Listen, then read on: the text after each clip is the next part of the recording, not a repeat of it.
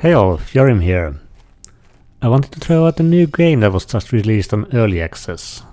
I didn't even know about it until several of my favorite Satisfactory YouTubers posted videos about it. The game is called Planet Crafter, a space survival open world terraforming crafting game, according to their Steam page. Just to point out, I'm not sponsored by the developers of the game, so everything in this video is based on my honest experience of playing a game I bought myself.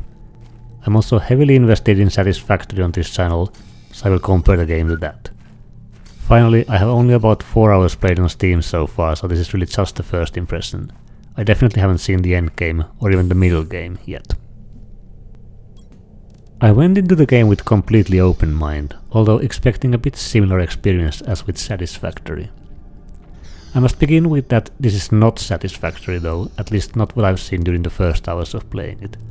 There's no automation, everything you need must be done manually, at least in the early game. The basic idea of the game is to terraform a planet by creating oxygen, heat and pressure, for instance by planting seeds as well as building heaters and drills. In order to do that, you gather various resources from the planet that allow you to craft gear and build structures.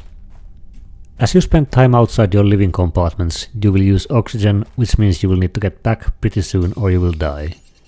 There's also oxygen capsules that let you recharge your oxygen tanks.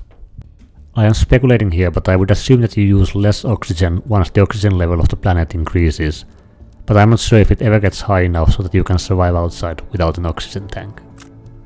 Similarly, you also use water and food all the time in the game, even when inside your living compartments.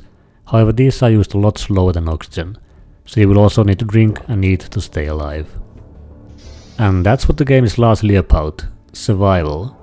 It surely is a more stressful experience than playing Satisfactory, as you feel you shouldn't literally waste oxygen by just exploring. But there's also this nice feeling when you find some rare resource you need and just make it back to your base alive. So talking about resources, that brings the second major aspect of the game, crafting. It's based on resources that you mostly gather from the surface of the planet, but can also find in chests, especially inside the crashed ships all around the planet. There's also meteor showers that bring more resources, so at least the basic resources are usually always available around you.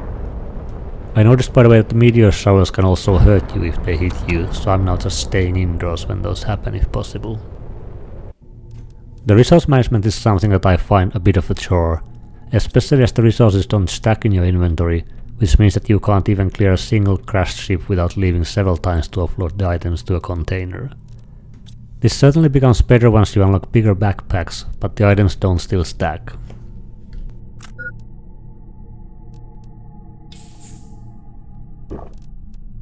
Once you acquire the necessary resources, you can craft various items and build new structures. The gear you craft increases your stats, such as oxygen capacity, inventory space or running speed.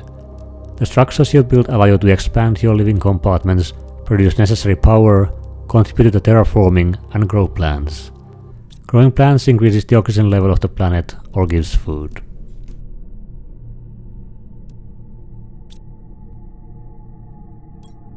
The third big part of the game is terraforming.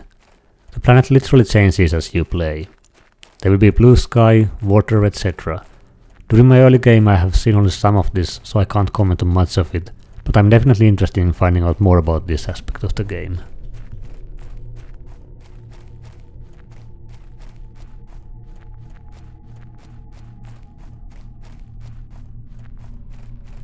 As you build structures, you effectively build your own base.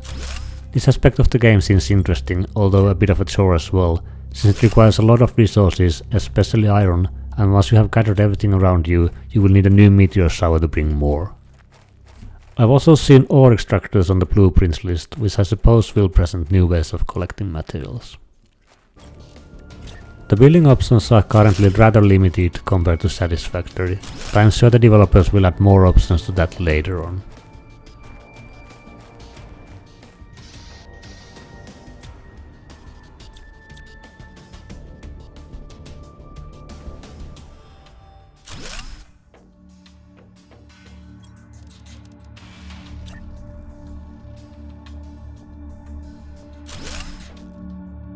All in all, I think it's a nice game, but you shouldn't expect an automation game like Satisfactory or Factorio.